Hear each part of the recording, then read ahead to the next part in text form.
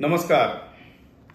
मी वेदमूर्ती ज्योतिषाचार्य वास्तुतज्ञ आनंद पांडवजी. चला तर आज आपण जाणून घेणार आहोत लक्ष्मीपूजन केव्हा करायचे. कारण जनसामान्यामध्ये अनेक संभ्रम निर्माण झालेले आहेत. 31 तारखेला करायची की 1 तारखेला करायची. कारण आज जे जग आहे ते इंटरनेटचं जग आहे आणि पंचांग तर कोणाला वाचायला वेळ नाही आणि कोणाला वाचताही येत नाही. पंचांग कोणी पाहायची तस्ती देखील घेत नाही आणि शास्त्रार्थ तर दूरचीच गोष्ट आहे की शास्त्रामध्ये काय नमूद केलेलं आहे, केव्हा पूजन करावे. कारण यूट्यूबवरती असेल, इंस्टाग्राम असेल, फेसबुकवरती असेल तर अनेक कंटेंट क्रिएटर्स आहेत की सरळ कुठलाही शास्त्रार्थ न पाहता सरळ सांगतायत की 31 तारखेला पूजन करावं, कोणी म्हणतं 1 तारखेला पूजन करावं. खरंच पूजन हे केव्हा केलं पाहिजे लक्ष्मीचं याचं देखील शास्त्र आहे. शास्त्रानुसार आपण पाहिलं असता 1 नोव्हेंबर 2024 रोजीच लक्ष्मीपूजन करायला हवं. कारण 31 तारखेला जे आहे ते दुपारी 3:53 अमावस्या आरंभ होत आहे आणि 1 तारखेला सायंकाळी 6:18 ही अमावस्या असणार आहे.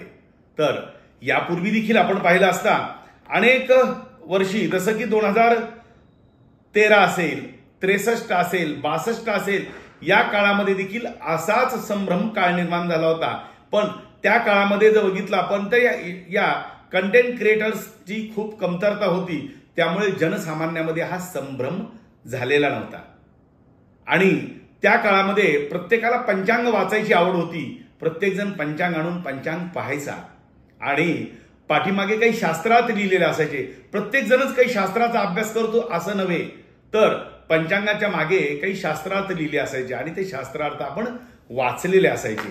आता हे वाचनाचं तर कोणी कुठलीही काळजी घेत नाही, पण फक्त एखादी मेसेज आला तर तो पुढे फॉरवर्ड करायचा आणि त्यालाच फॉलो करायचं आणि त्याच्यावरती संभ्रम अवस्था निर्माण करायची, हे आपण करतो. तर या आपण पाहिलं असता तर 1 तारखेला संध्याकाळी गोरज मुहूर्तामध्ये सायंकाळी सूर्यास्तानंतर ही अमावस्या पर्वकाळ आहे. 1 घटिका म्हणजे 24 मिनिट, 24 मिनिटाचा पर्वकाळ अमावस्येचा मिळत असल्या कारणाने आपण लक्ष्मीपूजन हे 1 तारखेलाच करायला हवं.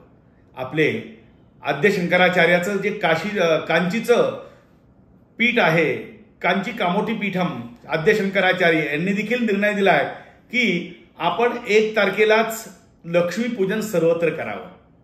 कारण सर्व समावेशक असं हे पूजन केलं पाहिजे आणि अमावस्याचा पर्वकाळ.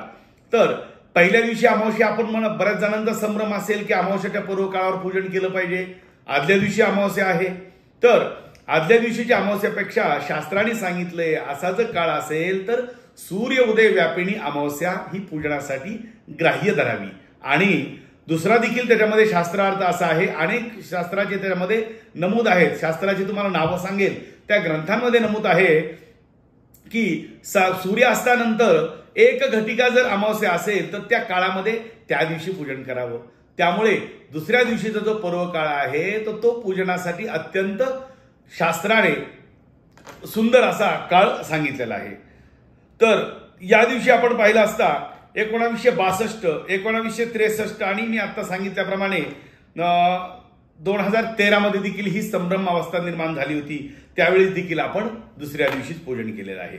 त्यामुळे कुठलीही शंका न बाळगता आपण शास्त्रसंमत असं 1 तारखेला म्हणजेच शुक्रवारी या लक्ष्मीचं पूजन करायचंय, धनाचं, कुबेराचं पूजन करायचे आणि वर्षभर आपल्या घरामध्ये स्थिर लक्ष्मी राहण्याकरता ह्या अष्टलक्ष्मीचं पूजन करायचे. यामध्ये तीळ मात्र कुठलीही शंका घ्यायची नाही.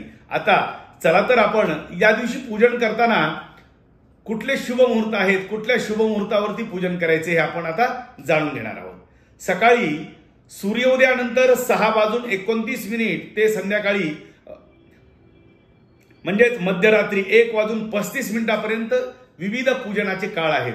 यामध्ये सर्वात जो पहिला काळ आहे तो सकाळी 6:30 ते 7:45 अत्यंत शुभ मुहूर्त आहे. त्यानंतर सकाळी 7:54 ते 9:19 लक्ष्मीपूजनाचा काळ आहे। त्यानंतर दुसरा मधला एक विशेष स्थिर लग्नाचा मुहूर्त आहे, सकाळी 7:30 ते 9:50 ते वृश्चिक लग्न आहे, स्थिर लग्न आहे, यावर देखील आपण पूजन करू शकतात। सकाळी 9:19 ते 10:45 अमृत मुहूर्त आहे, या काळामध्ये देखील आपण पूजन करू शकतात।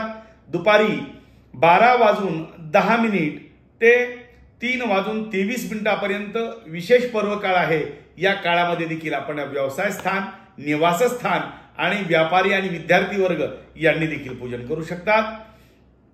सायंकाळी 4:26 ते 5:51 शुभ मुहूर्त आहे, या काळामध्ये देखील आपण पूजन करू शकतात।